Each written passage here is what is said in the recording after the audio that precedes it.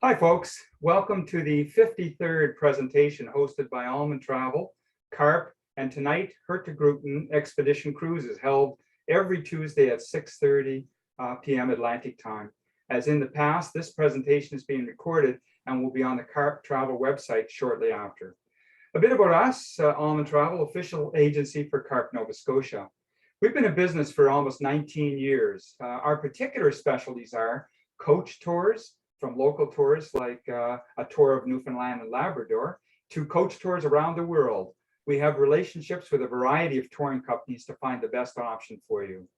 Destination weddings. We've done 130 destination weddings across Canada, mostly in the Caribbean area. Where this applies to our demographic is some of you may be coming up on anniversaries, retirements, or special occasions. We have a lot of experience putting groups together, and we'd be happy to help you with that. As a result of destination weddings, we have a lot of experience with Caribbean area vacations. Whenever we travel down south into the Caribbean area, not only do we enjoy our resort, but we always arrange 4 or 5 visits each time we're down there to formally inspect resorts that we're interested in. So we can help you find your adult-only vacation or your family vacation based on that experience. Extended family Florida trips. We focus on theme park vacations such as Universal Studios, Disney, SeaWorld, and Busch Gardens. We've been to all of them several times. Ocean cruises, the most popular itineraries. We've done Hawaii, we've done the Mediterranean, we've done the 3 Caribbean itineraries. We've also done a cruise around the UK, which was a pretty special cruise. New Zealand to Australia, and also on most people's bucket list, a cruise in Alaska.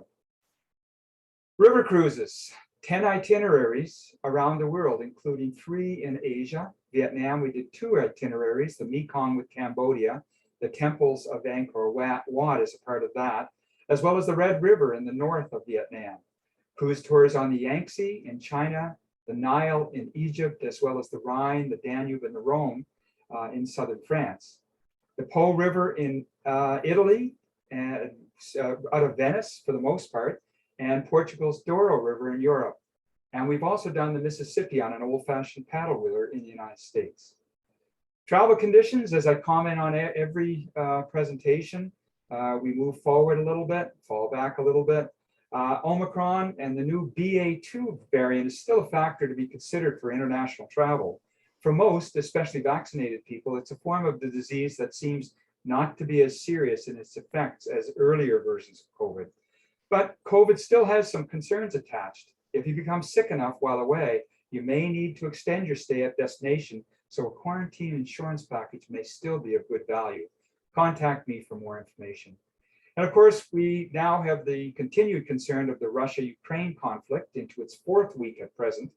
While this generated some hesitancy in booking for Europe, that seems to be settling down now. And as of April the 1st, the government of Canada is dropping all testing restrictions to return home, though you may still have a random test upon entry to Canada. Even cruise travel is opening up, and I expect to see some cruise ships back in Halifax Harbor this summer. AlmonTravel is the official travel agency for CARP Nova Scotia. Our connection to CARP is primarily through Bill Van Gorder, who is the COO and Chief Policy Officer for CARP National, as well as founding chair for CARP Nova Scotia, in addition to being senior spokesperson for CARP in the Maritimes. I was a member of one of Bill's fundraising organizations and got to know him. I was on the board with him, and we used to meet to plan for those. And as a result of us getting to know each other, he booked a couple of trips through us. One a river cruise in Europe, and the other a Rocky Mountaineer and a train trip across Canada. And as a result of the service he received from that, Bill asked us if we would consider being the official travel agency for CARP Nova Scotia. Of course, we accepted that. Now I'd like to present Kristin, Sales Director, Canada for Hurtigruten Expeditions, who will be revealing what this cruise line has done in working up itineraries for polar regions and other areas in the world with a superb ship design that features a hybrid power system. Kristin, please take over. Thank you so much, Danny. And thank you for those of you that have taken some time out of your evening to join us this evening. So as Danny mentioned, my name is Kristin. I'm the sales director with Hurtigruten Expeditions in Canada, just a tiny country that I cover, to basically share my inspiration with hopefully potential future guests. But you may not have heard of us. We realize we are not a household name like you might be familiar with a Princess Cruises. So today I'm going to take you through the journey about who we are at Hurtigruten Expeditions, where we travel throughout the world, and some specific focus on potentially 2 new destinations you might not have previously thought of traveling to, being West Africa and Svalbard. And they are not in the same itinerary. So Hurtigruten, if you can believe it, we will actually be over 130 years old as of 2023. We are very proud of this fact. We are actually the original mail carrier service along the Norwegian coast. We needed to provide a more frequent and better service for delivering the mail. Especially to those small coastal communities that lived above the Arctic Circle, and especially during wintertime where there were very few lighthouses, along the coast back in 1893. So Hurtigruten was up to that task of expanding the mail route along the Norwegian coast with our first Captain Richard With that you can see here, and our first steamship, the DS Vesterålen. We started first between Trondheim and Hammerfest and expanded the entire route from Bergen down in the south up to Kirkenes in the north. And we've done that in just 7 days' time, which of course back in 1893 was very fast, because whether or not you knew, Norway actually has the second longest coastline after Canada. So our name actually derives from this. Hurtig actually means fast or express, and Ruten means route. So we are the fast route or express route known locally in Norway. Now, of course, my Canadian version of saying Hurtigruten is not quite as elegant as the Norwegians say it. Our proper pronunciation is Hurtigruten. It's quite a tongue twister, and you basically have to kind of drop the G within our name, but it's always fun to say. So why the concept of expedition cruising? For us, it's really that opportunity to experience those rarely visited remote regions around the world, some of which exist in our own backyard here in Canada. We have some incredible itineraries that actually take us through our Arctic Canadian coastlines. Really at the heart of the Hurtigruten expedition is, getting to know and visit those untouched landscapes. We want to get to know the small communities in the places that we visit. And of course, wherever we are in the world, there is always some unique and local wildlife that we can, get to learn more about and observe from afar. It's always at a safe distance to make sure that we are, of course, not changing or disrupting their natural habitats or their way of being. Now, expedition is really about an educational focus. We do say education over entertainment. And that's because we don't necessarily want our ship to be taking away from the destination that we're visiting. We really want it to complement the experience.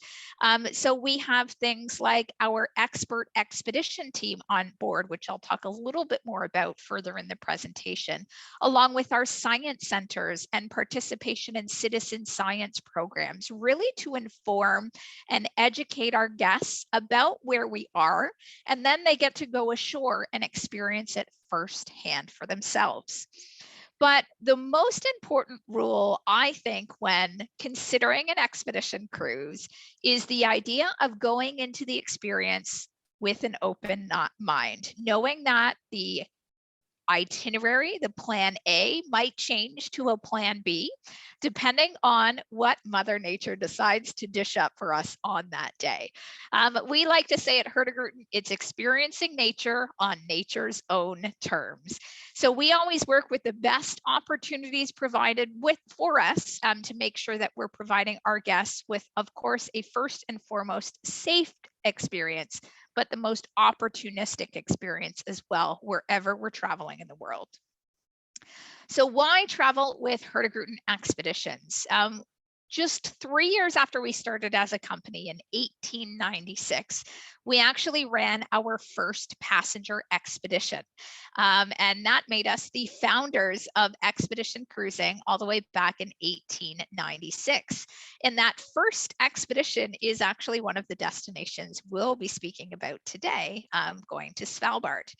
We have small purpose-built ships for exploration in these remote regions, a lot of times where the larger ships aren't able to go because they are simply just too big or they carry too many passengers.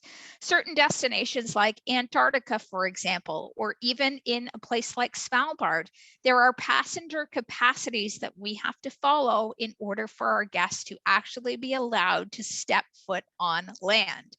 So imagine going all the way to Antarctica, but you can't physically get off the ship. At Hurtigruten Expeditions, that's not something you need to be worried about because we make sure that our ships are built to a certain capacity size so that we can have full exploration in the regions that we go.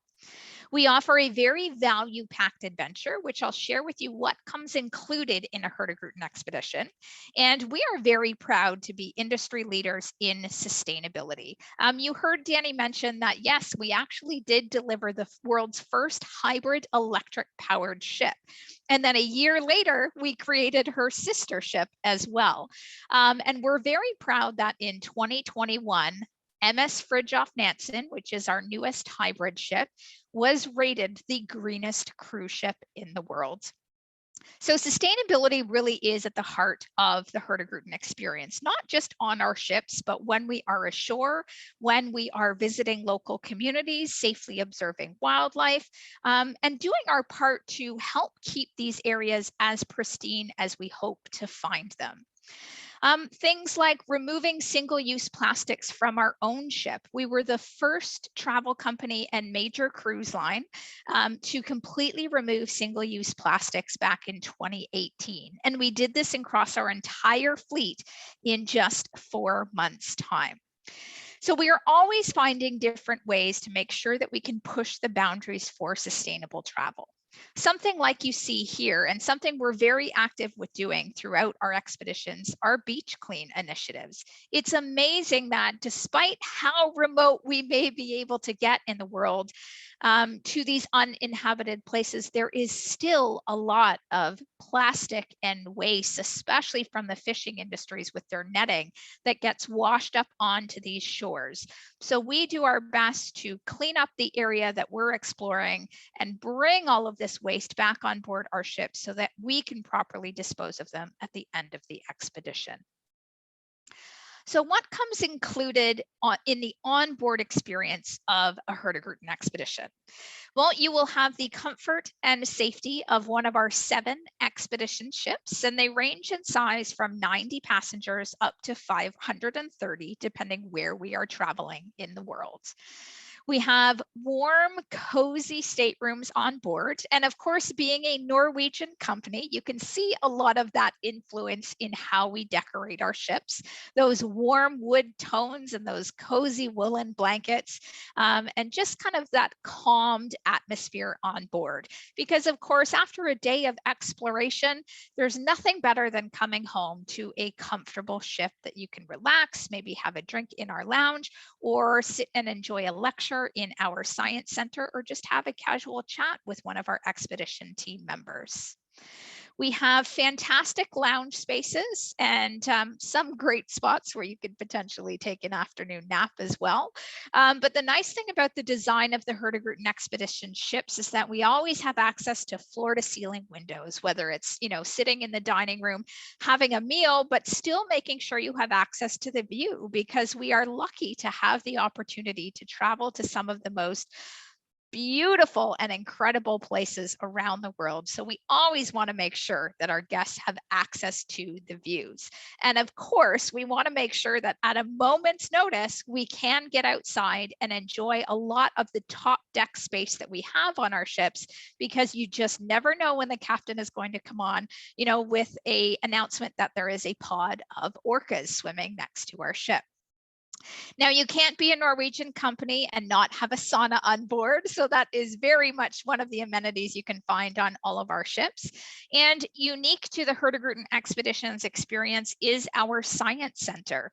We have geological and biological microscopes on board where we can observe samples that we have collected throughout the journey.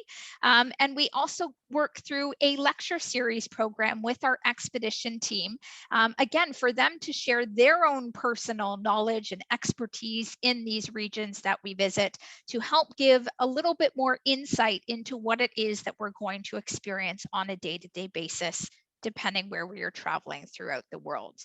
And of course, lots of activity opportunities if you want to participate in, any of our fitness center activities, or enjoy going to the hot tubs, or on our two newer ships, Amundsen and Nansen, we do have a heated, mind you, infinity pool as well.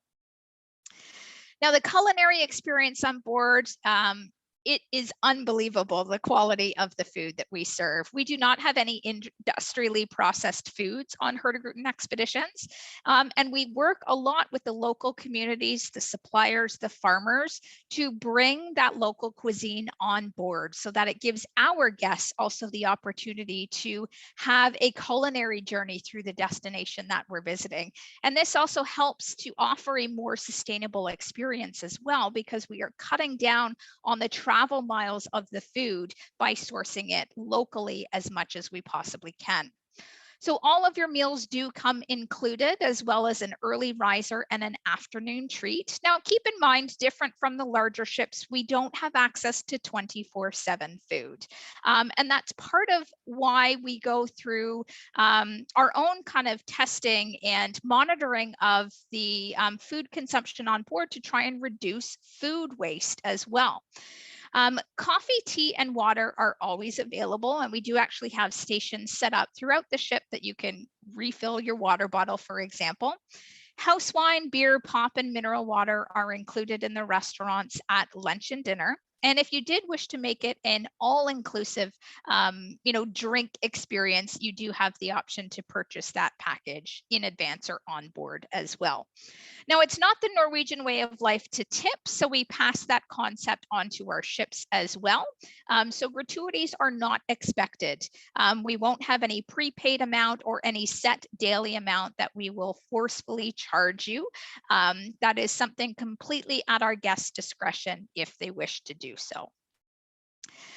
Now, our expedition team is really what drives the full expedition experience. They are your hosts both on the ship, in our explorer boats, which you might know as Zodiacs, and when we are doing some landings and activities ashore.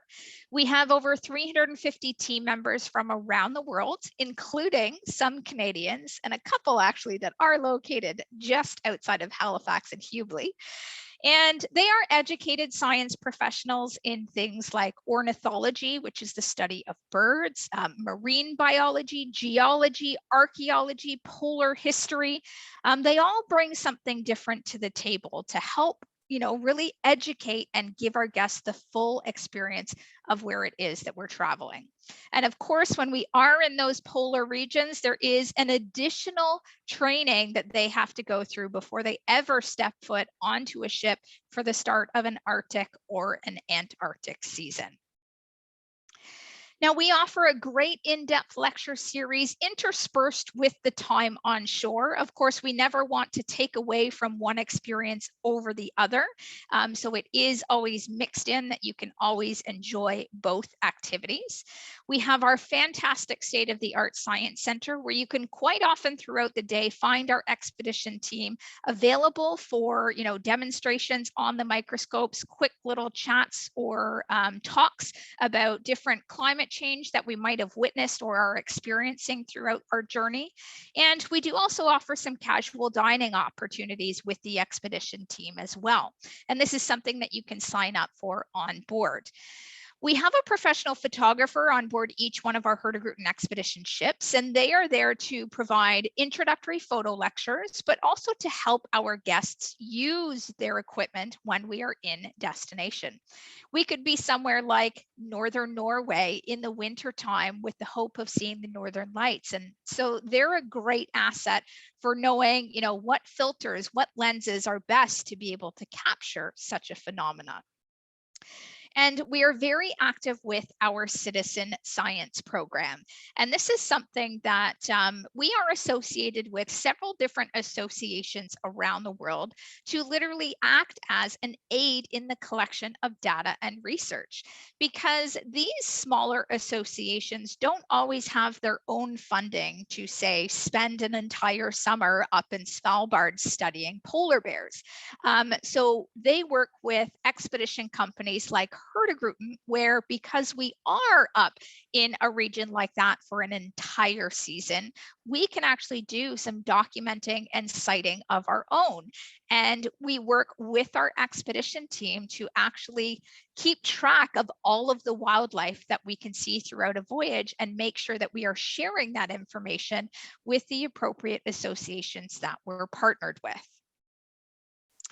Now, when it comes to comfortably enjoying an expedition, there is a certain amount of gear that you will need to bring with you, or that we will also provide for you on board. Everybody will receive the Hurtigruten Expeditions jacket. The only place we don't provide this is in the Galapagos. It's a little bit too warm there. But this jacket is a great wind water resistant layer that is perfect for the conditions that we travel in, and was specifically made for Hurtigruten by Helly Hansen. And this is also your souvenir to take home with you at the end of the expedition as well. Everybody will also receive the Hurtigruten reusable water bottle, because again, no single-use plastics on board. And this is also a souvenir that you can take home from your voyage. And then in the destinations that we require it, especially in the polar regions, we provide our guests with the Hurtigruten muck boots. These are specifically made for regions with, icy or colder conditions. And we also use these boots to help with biosecurity, because we don't want your own boots, to be going through our highly, kind of alcoholic, what's the kind of the saline solution. We go through disinfecting solutions before we get in the Zodiacs, before we get back on shore. So we make sure that we provide you with the boots where, we can control the biosecurity of what's coming in and out of our ship on the bottom of your feet, because we don't want to introduce anything foreign, to the places that we are visiting. And we also provide our guests with trekking poles as well, because some of the places that we go, yes, it could be slippery, it could be rocky, it could just be a little bit, uneven footings. We are in places that is 100% made by Mother Nature. In a lot of places, there's nothing man-made. So these trekking poles come in handy just to help, get you through some of our hikes, or safely get you to and from different, maybe historical sites that we're viewing on land. Now, kind of the one extra piece of clothing that you want to bring with you on a Hurtigruten expedition is a pair of waterproof pants. I remember as a kid, we used to call these slushy pants. So something that you can slide over top of, your base layers, your merino wool layers that keep you warm, and will cover your boots as well. And exactly for these types of situations, when we are in, some water to get in and out of our explorer boats, this is where the waterproof pants become very much in handy. And the secret for dressing for expedition is layering, because you'd be surprised, even in the polar regions, how easily you can warm up depending how active you are becoming, whether it's going on a hike, and as you start to warm up, you want to be able to easily have layers that you can remove, so that you're not, sweating it off, and then that mixes with the cold, and then you end up colder than when you started. So really dressing in layers is the best plan of attack for an expedition cruise. Now, before we ever get to the actual destination, we have to get into the explorer boats, because not everywhere that we visit will give us access to a dock or a city or a port that we can actually pull our ship up to. In fact, the majority of the places we don't have access to something like that. So we need to use our explorer boats to get our guests to and from shore. And that all starts right here at the expedition launch pad. And the neat thing about the design of the Hurtigruten expedition ship is that the side of our ship actually, the hull of it folds out flat, so that is a water level platform that our explorer boat can pull up to, that we can safely disembark our guests from the ship into the boat and vice versa. And there's always helping hands on the platform and in the boat by our crew to make sure that safety first with the sailor's grip, everybody is, very seamlessly going through the embark and disembark process from the explorer boats. And everybody is broken up into small groups. So this isn't everybody trying to get off the ship all at once. This is groups of 12 people at one time that come down to the expedition launch. And we have a wonderful kind of seamless system where we just rotate through all the groups to make sure that our embarkation and disembarkation process runs very smooth and timely, and that nobody feels rushed, because of course, safety is the #1 priority. So once we actually do get to go ashore, where are we in the world? Where can you enjoy a Hurtigruten expedition? You can go to places like Alaska with our small ships. And if you can believe it, we go as far north and around places like the Aleutian Islands and up to Nome, Alaska. You can go all the way down to the bottom of the world with us and experience Antarctica, anywhere from a 12 up to a 23-day experience. We've been visiting Antarctica now for just over 20 years. I have had the opportunity to go down there twice now. And believe it or not, I would go back in an absolute heartbeat.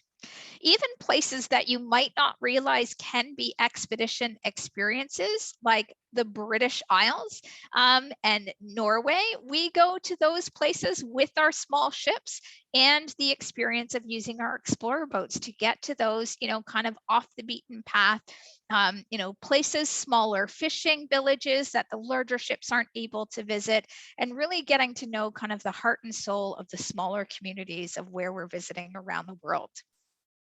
We have an awesome opportunity to enjoy the Galapagos Islands with our ship, the MS Santa Cruz II, anywhere from a 7-day up to a full 11 or 14-day experience, depending how long or how much of the islands you want to experience in one go. Greenland, this is a very popular itinerary for us. We offer 2 different versions of Western Greenland that has the opportunity to visit a lot of the Inuit that live in Greenland, and the northeast side of Greenland, which brings us to the most difficult and largest national park in the world to reach, but we are able to get there with our expedition ship. Now, a great way to experience Iceland, we do full circumnavigations of the island. And Iceland, it is not an inexpensive destination. So an expedition cruise adds a lot of, or includes a lot of value to really experience this destination, both from an at-sea perspective and also from land as well. And you heard me mention Arctic Canada. Northwest Passage, this is one of our top selling itineraries, and yes, one of our more expensive ones, but it is so popular that people want to see Arctic Canada. We have actually added 2 more opportunities in 2023 to experience it. So we actually have 2 ships that will attempt a full transit of the Northwest Passage in 2023. And then we have 2 shorter versions. Those are 27 and 26 days. And then we have 2 shorter versions that sort of do a half transit in, and then you can experience or a half transit out. So lots of great opportunity to experience our own backyard with Hurtigruten expeditions. Now, of course, you can also experience one polar region all the way down to the other in one grand expedition. We offer a 94-day, a 93-day, and a 66-day pole-to-pole experience on 3 different ships. And you can believe in 2020, our 2022 pole-to-pole that we launched last year sold out within a week. So we added a 3rd pole-to-pole for the 2023 season, and there is still some space left, but very limited availability remaining. And that is if you've got 3 months to get away, you can literally experience both polar regions with us and fill in the blanks in between as well. Now, Svalbard and West Africa, that's going to be our focus for today. And of course, in order to do those pole-to-poles, we have to sail down the east and west coasts of North, Central, and South America. So that gives you kind of the full perspective from all the way up in the north down to us in Antarctica in the south. So today, just to touch a little bit on West Africa, may not be a destination that you've considered in the past, but I think as Canadians too, we're a little bit, seeking of warmer weather, especially during our winter times. We get a little bit tired of winter here. And this is a great alternative to consider when seeking out a warmer weather experience and destination. So why go to a place like West Africa? So an expedition cruise, we actually focus on Cape Verde and the Basagos Islands because these really combine the best in terms of unique culture and rare wildlife all in one experience. So Cape Verde, there's actually 15 different islands that make up this region, and 9 of those are inhabited. And the Basagos Islands, there's over 88 islands and small islets. And this is actually a UNESCO biosphere reserve. So both fascinating archipelagos, and these are, of course, best accessed by sea, because as you can see from this map here, a lot of these tiny little islands, they can be quite close together, but would be almost impossible to be able to get to, by air or any other way. So exploring by sea is the best opportunity to explore Cape Verde. And then if you can see down in the bottom right-hand corner, all of the tiny little islands of the Basagos Islands. So why travel to this region with Hurtigruten expeditions? We are actually the only cruise line that has an actual season in West Africa. A lot of other companies will use this area as kind of a transit point for refueling or, taking on new provisions as they make their way on a version of a repositioning cruise from Europe down to South America or vice versa. We have discovered, the amazing biodiversity that this region has to offer and decided we need to be spending an actual full season here, which happens between November and January, which, hey, perfect timing to align with us getting away for our winter season. And especially for us, the climate is so temperate there. They actually really have an enviable temperature year round. But around the November, December, January timeframe, West Africa, especially in the Cape Verde area, sits at around mid-20s to high 20s throughout the day. So nice warm conditions, and it stays that way throughout pretty much the entire year. Their lowest temperature in February.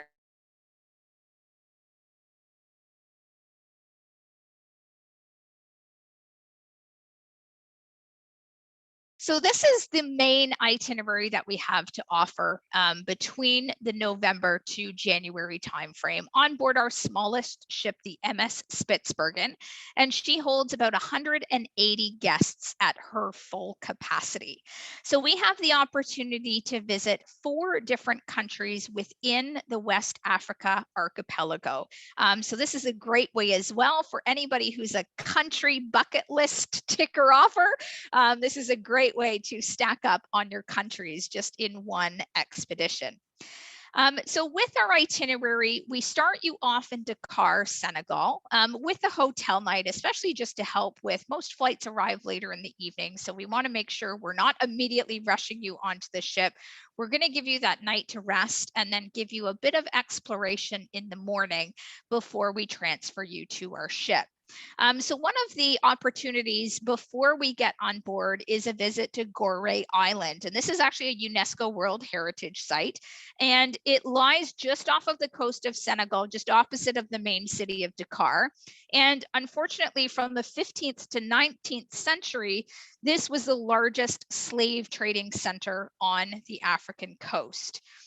So this area here will have the opportunity to visit some of the, unfortunately, accommodations that they were in, a museum that is related to this, and really learn about the sort of grim, conditions that they lived in compared to the elegant houses of the slave traders. So after we do that, we will then come back to the mainland and transfer our guests to our ship in Dakar. Now, I'll just go over some of the highlights of the itinerary that we can experience. So somewhere like Mount Fogo, for example, no need to explain that this is obviously a volcanic island. It's literally an island entirely made up of a volcano. And this area here is somewhere where, we will attempt to do a landing. And there's only one little small artificial dock, which is north of their little town called São Felipe. And it's not possible that we can always land here because of the conditions. We need, of course, the swells to be in our favor. We need, the wind conditions to be in our favor. So our captain will make this attempt every time that we're there. But again, can't always be guaranteed. So if we can't make a landing on here, we will actually use our explorer boats, and we can use our ship as well to completely sail entirely around the island so that we can view it from all angles and still get some great, viewing and photography opportunity while we're there. Centuries of eruptions on this island have really left the landscape, kind of with dark lava flows, lots of craters, and ridges and ash fields, and there is a lot of collapsed calderas as well. So we explore here cautiously, and that's why we have the experts of our expedition team who will go ashore ahead of time from our guests and set up a safe exploration area for our guests to do some onshore exploring should we be able to land that day. Now, Santo Antão, this is, in my opinion, one of the most spectacular islands of Cape Verde. It is very big and jagged, and its inhabitants are concentrated in just a few tiny little settlements that are scattered throughout the island. And unfortunately, and I mean, as you can see, this picture proves, the topography is so rugged that it's almost nearly impossible to have any type of agriculture here. So most of the island is actually a protected wilderness sanctuary, which is right up the alley for why Hurtigruten Expeditions wants to travel to a place like this. So for us, for hikers and for our nature lovers, this is really the best opportunity that we can have for some nature exploration when we're in Santo Antão. Now, there is a tiny little town called Porto Novo, with, some actually rather modern new buildings, small beaches, nice gardens where we can enjoy kind of a casual, stroll through the town. But we do have the optional excursion to be able to go into these hills and do some further exploration and take some touring further into the island. Now, of course, the extremely biodiverse Bisagos Islands. This really is, I think, kind of the height of the expedition and experience. And we will spend several days exploring this area. So there's around 500 different types of birds here, several different species of turtles, of crocodiles, of snakes, yes, even the green and black mambas. No, thank you. But even something like manatees are quite popular, rather elusive in a destination like the Bisagos. And unique to this area is the saltwater hippos, which those are actually best spotted in the November, kind of early December time period. So if you're hoping to see that on your West African expedition, you want to pick one of our itineraries that goes a little bit earlier in the season. Now, there is actually a population, believe it or not, of around 33,000 people here. And it is a Bajago society that is ruled by women and guided spiritually by female priests. So the woman is the owner of the home. The woman manages religion, politics, and the economics of day-to-day living in the communities. And the Bajagos practice, they also follow subsistence living. So this means that they literally only take from nature what they need each day to survive. I think, something in a very commercial world that we live in, this is very much, in tune with, I think, sustainable living at its absolute best. So our goal while we're in the Basagos Islands for the 4 days that we're here is, of course, to explore all of the, kind of narrow channels that you can see here. We can actually use our explorer boats to get down and experience these, and go through and experience a lot of the different islands as well, and even have some beach time in some of the regions. So that's the beauty of expedition, is that ability to, even when our ship can't get through here, we can actually use our small small explorer boats to really get into the heart and soul of a destination. So you hear me use the term landings, and because a lot of the regions that we are visiting, we don't have access to, a physical, dock or port area to bring our ship, we have to use what is naturally there for us to go ashore.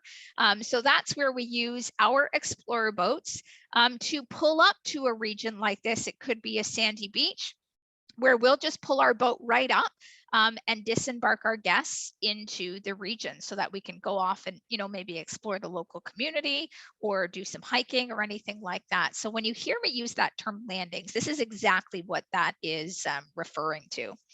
And then, of course, we have lots of opportunity to get in the explorer boats and to go out and to do some scenic cruising, because some of the regions we can't get our ship into some of the smaller inlets because it's just not deep enough. So this is a perfect example of, still being able to do some up close and water level exploration in destination. And of course, there's some phenomenal beach access to a lot of the places that we can visit on this itinerary. So we will have some of that, chill out beach time as well to enjoy in some of the Basagos Island areas. And there is a lot of unique wildlife, especially endemic to this region. And that's where the knowledge of our expedition team really, comes into play, because they will go through, our ornithologist on board, for example, will go through a lecture specifically talking about, the migration patterns that are quite often used by a lot of the birds coming from the south to the north and vice versa, and will use this region as their nesting ground. And that's why we're so thrilled to have that educational focus, because, to view these things is one thing, but to really understand it and know what you're viewing and why you're viewing it just adds a whole other level to becoming an ambassador for the destination that we're visiting. And of course, there's a lot of great opportunity for us to be visiting the local communities. And we do so respectfully and for it to be mutually beneficial. We're never in a destination just for the sake of tourism. We really want to make sure that we are there to understand and really appreciate and celebrate their way of life, because of course it's completely different to ours. And, there's something to be said for, before we go into a community, we still maybe speak with the elders or the chief of the community to ensure, yes, I get we were supposed to be here today, but is it still okay that we come ashore?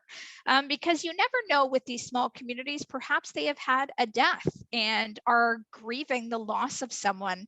We don't ever want to disturb something like that or disrupt, a grieving community, or, maybe they are experiencing their own natural struggles, whether or it's flooding or something like that. So we always make sure, to assess that, yes, we may be meant to be there as part of an itinerary, but this is part of expedition cruising, where we will adjust a plan A, a plan B to make sure that we are still being respectful for where it is that we're exploring, throughout the world.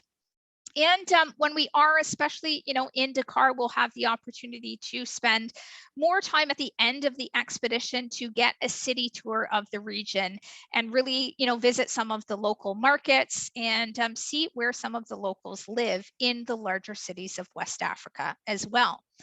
And we will have some optional excursions and activities like kayaking, for example, or sometimes using local tour guides where we're visiting to be able to explore a little bit further into the island. But we always provide a daily excursion or activity as part of the included experience with Hurtigruten. And then in some regions where we have access to local tour guides, we can offer some optional activities for purchase to support the local communities of where we are. And then to finish off, we'll completely switch climates and head up to the high Arctic of Svalbard. Now, Svalbard is a separate archipelago of mainland Norway. It is made up of 3 separate islands. I'll actually show you a quick map there. So there's sort of 3 main islands that we can do some exploration on. And this largest one that you see here on the left, that is called the island of Spitsbergen.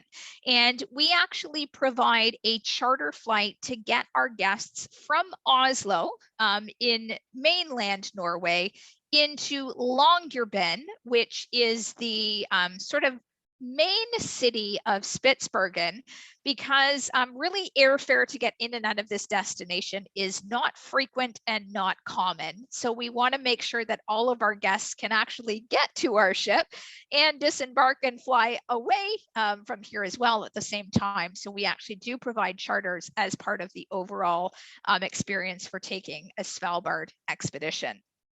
So why travel to a place like Svalbard? If you've ever had, the dream of potentially seeing a polar bear, this is really the best place for you to start with that. And if you are someone who, again, likes to tick off certain experiences in your travel journals, this gives you the opportunity to explore above the Arctic Circle. And this is where we're going to have our opportunity to get the closest to the North Pole that Hurtigruten goes. We do actually have the chance to get you above 80 degrees north, which is incredible. And actually my first experience in Svalbard in 2019, we actually got a nice certificate, which I have framed in my room, in my office, that shows we actually traveled on MS Spitsbergen above 80 degrees north. Again, beautiful landscapes here, and it's not all ice and snow and mountains like you might think. There is a lot of tundra that is in Svalbard as well, which you'll actually see in one of the photos I'll show you. And of course, that opportunity to really get to connect with some of the polar exploration history that is here. There is a place called Ny-Ålesund. It is a research area where there's actually 14 different countries that have a base here. And Ny-Ålesund is actually where Roald Amundsen departed on his airship to try and reach the North Pole. So there is a tower that we can actually visit in Ny-Ålesund with a plaque on it, documenting the day that Roald Amundsen departed from this area on his airship to be the first to have been documented to have reached the North Pole. And those are the types of stories that we will share with our guests on board, again, tying the whole experience together to make sure that, what they are learning about on the ship, we are also seeing and experiencing on land as well. And of course, that opportunity to be flexible in destination, work with Mother Nature, work with the wildlife viewing opportunities so that we can provide our guests with the safest and most enjoyable experience in destination. So why do this experience with us? Well, as you heard me mention, we are founders of Expedition Cruising and did our first expedition to Svalbard back in 1896. We are actually also the main land operator here as well. We have a sister company called Hurtigruten Svalbard. So if you actually wanted to come and stay on land in Longyearbyen, we have opportunities for different excursions right from the heart of that little town to be able to do some on land exploration and then join our ship at, maybe a week later. I'm actually doing this type of experience in May. And of course, an expedition team of experts. We are a Norwegian company. Svalbard is a part of Norway. We know Svalbard like the back of our hands. This is where, we really created the concept of expedition cruising, and it's such a phenomenal destination to experience. And of course, we've got those small purpose-built ships for this destination. You cannot have a ship larger than 200 passengers to do full circumnavigations here. So we have two ships, MS Fram and the ship here, MS Spitsbergen. So Fram is 200 passengers, MS Spitsbergen is 180. So we make sure that we have that full opportunity to explore. And of course, we are members of Cleanup Svalbard. This is a certification that we have because anytime that we are ashore, we make sure that we are leaving a place better than we found it. If we do come across things like, oodles of fishing netting, for example. Now, we are also members of, and founding members, I should say, of the Association of Arctic Expedition Cruise Operators. So this means that we have certain guidelines that we are following to be able to be in a destination like the Arctic. And this association is set up to ensure that, operators aren't taking advantage or doing things to harm the environment of where we are. So we're very proud to be members of IECO.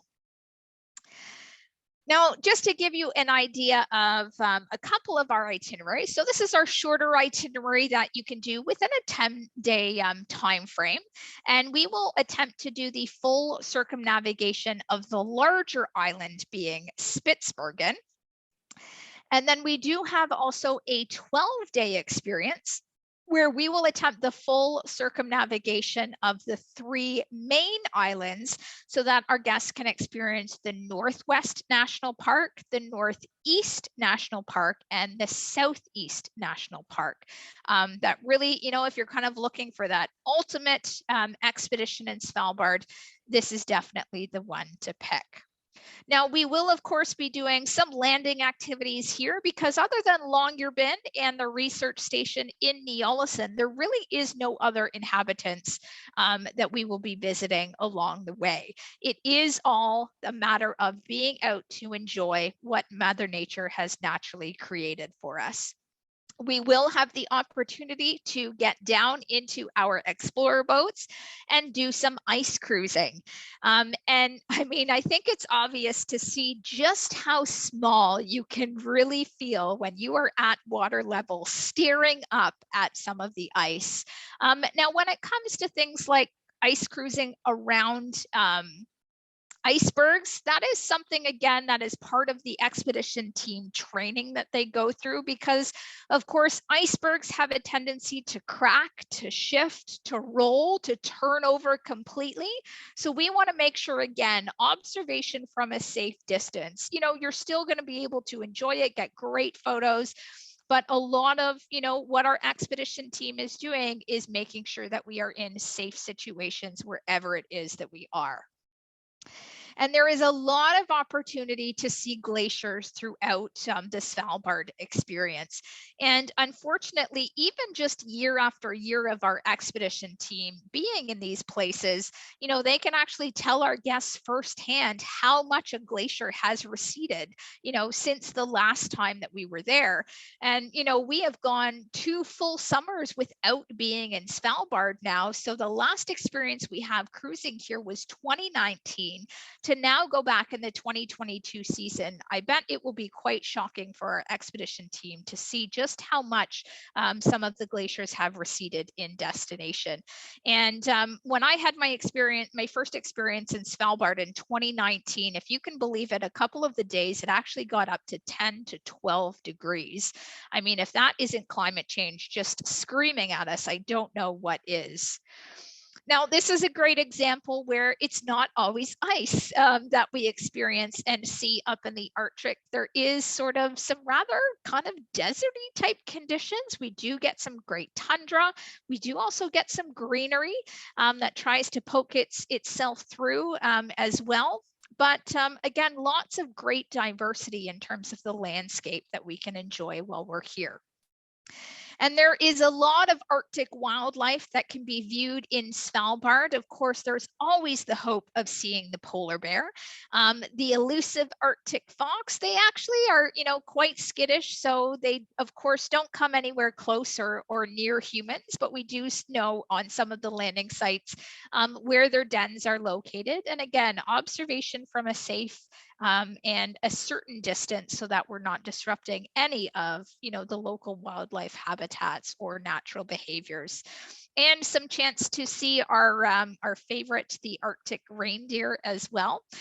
When it comes to something like the polar bear, so when we go ashore to do a landing, of course, we want to be doing a landing where there are no polar bears. As much as we as guests want to see them, for their safety and for ours, we actually don't want to be anywhere near them. So when we do a landing ashore in a place like Svalbard or anywhere where there could potentially be polar bears, our expedition team actually sets up a perimeter of themselves around the landing site that has been laid out for our guests to explore within. They will have 360-degree views of everywhere surrounding them, so that they can always have a keen eye on, is there potentially a polar bear coming over that ridge? And all of the expedition team members will be connected by walkie-talkie as well. And they do all have rifles with them, not, to, of course, purposely shoot a polar bear. They are there to, if there is a sighting, to send a warning shot up into the air in hopes of scaring the polar bear so that we can then disembark our guests from the landing site and get them back on board the ship. So as much as, we want to see certain wildlife, we are always aware of, our surroundings to make sure that we are always offering a safe expedition. And of course, I feel like everywhere we go in the world, there's always fantastic and unique bird life to enjoy. And if you can believe it, even when I was in Ny-Ålesund in 2019, there was actually some Canada geese up there as well.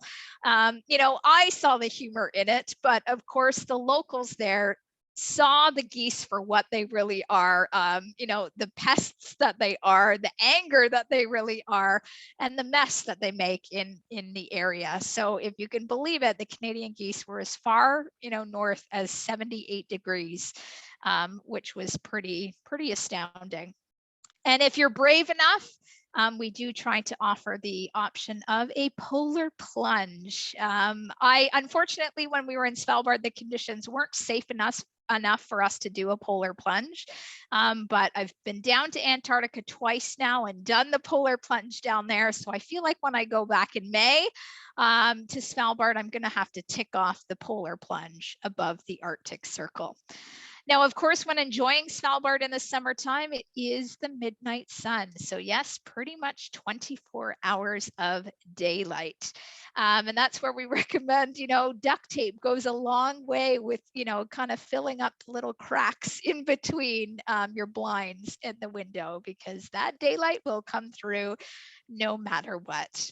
And of course, there's some opportunity if you wish to do some optional kayaking when we're down or up in Svalbard as well. Now, if any of that enticed you enough, we do have always some ongoing promotions available. We'll actually start into a new promotion as of April 1st, which will go through pretty much until the end of June, offering up to 20% off plus an air credit. But one thing I want to draw your attention to is our solo traveler offer, and this is something that is ongoing. For departures that are about 6 to 8 months in advance, we have a list of departure dates where we have waived the solo supplement. So this means that you can enjoy any of our staterooms on board, with the exception of a couple suites, and not have to pay, any extra percentage because you're traveling alone. And we tend to offer this on most of our destinations.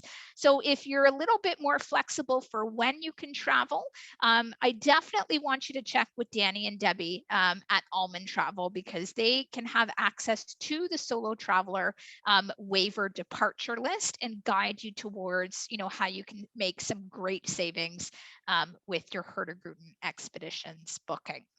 And just one thing to note as well, thankfully, we're seeing Canada lift some of its own restrictions and things like that due to COVID. But we are seeing that a lot of our ships, especially through the 2022 summer to early fall season, are pretty much sold out at this point. So, because Americans, they've been traveling for almost a year now. So for anybody who is thinking of this type of trip, you're best to get your availability in advance for 2023, and we do have sailings available through to early 2024 as well. So these are the types of trips you don't want to wait. The demand is there for these types of experiences, and that supply is filling up rather quickly as well. So that is it for me. Danny, over to you. Well, thank you very much, Kristin, for a wonderful exploration of what Hurtigruten Expedition offers the discerning traveler. I know you and I spent some time before the presentation talking about availability, and we had been comparing notes. And of course, Canada is very cautiously and slowly, I should say, not Canada, but Canadians for the most part, being very cautious about booking. I'm seeing down south bookings go like crazy, but some of the longer term voyages, like your cruise line, for example, that is people are being very cautious about that. But there's a price to pay for that, and that is that those countries, particularly our southern neighbors, they've been going all out for a year now, and I've been reading this on Facebook. So if you are interested in this for the next in the next 12 months or so, folks, certainly you should check with me about availability. I've got a couple of comments on your presentation. Thing that struck me during our conversations in preparing for this, and also the introduction. 130 years old. That's an amazing. And the experience, the contacts that are built up over the years, it just almost guarantees smooth relations with all of the people that provide your docking facilities and excursions and that sort of thing. It's real staying power when you see that. I know we here at AlmonTravel now have been in business for 19 years, and we've been around, not as long as you folks, but that reliability is something that people can count on. Let's see. The idea that you're focusing on the education, you're looking at a different clientele than the person who just takes a Southern Caribbean cruise. These are people, for the most part, who are educated, interested in learning about where they travel to, and it's a departure. I think eventually people get tired of just the entertainment, the resorts. Let's go down and have fun on the resort, don't learn much about the country, that sort of thing. This is all about education, and it's right up my alley. Experiencing nature on nature's terms, that's I think a great catchphrase. You just don't know when things are going to change on you. I think it's very important for travelers to be aware that they need to be flexible on this. Exactly. And that's something I think maybe the harder concept for certain, people to understand when it comes to expedition cruising, because we expect with any, typical cruise itinerary that you'll see, day one, we're going to be here. We're going to be here from 9 to 5. And this is generally what's going to happen. And you'll know that information in advance. But if you'll actually, look at an itinerary for expedition, there's no timings on it. You'll see that from day 5 to day 10 will be in, the Basagos Islands, and that's what it will say. And we'll give you an idea of the types of experiences and things that we may see. But the day-to-day doesn't actually unfold until we're in destination and dealing with it as it happens. And that's why we say too, your plan A could turn into a plan B. And believe me, in expedition, we have right through to a plan Z, depending where we're traveling. Because of course, again, we want to make sure we can change the itinerary if something happens where, maybe there is a pot of whales that comes up and we're going to sit there and we're going to enjoy it. So that may mean we're not going to get to the next area of exploration until a couple hours later than we planned, but also working with Mother Nature, because exactly that phrase, experiencing nature on nature's terms, is really what the expedition experience is all about. Enjoy what pops up.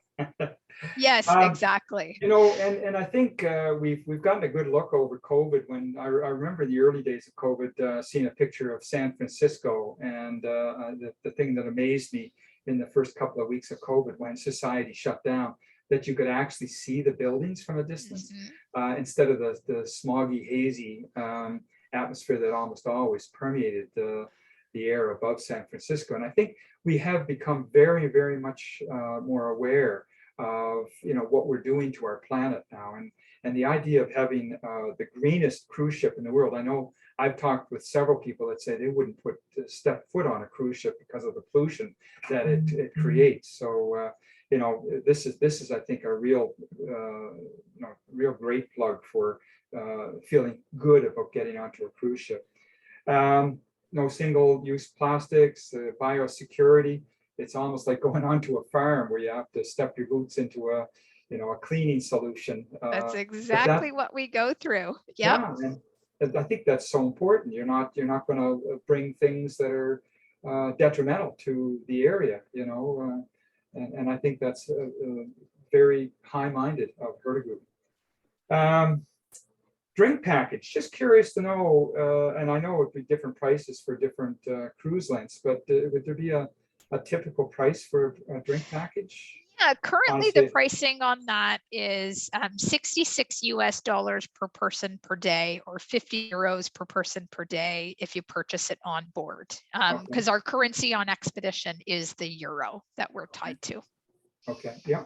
And gratuities, you see almost all the cruise lines now have them mandatorily included, which they say, well, you can opt to take them off right now, but it's that's a chore, and it's kind of embarrassing maybe, and so on. But so to have that policy, where people, if they choose, if they're really, really taken with the service they've got, then they can leave something, but it's not sort of put on their bill and expected. I like that.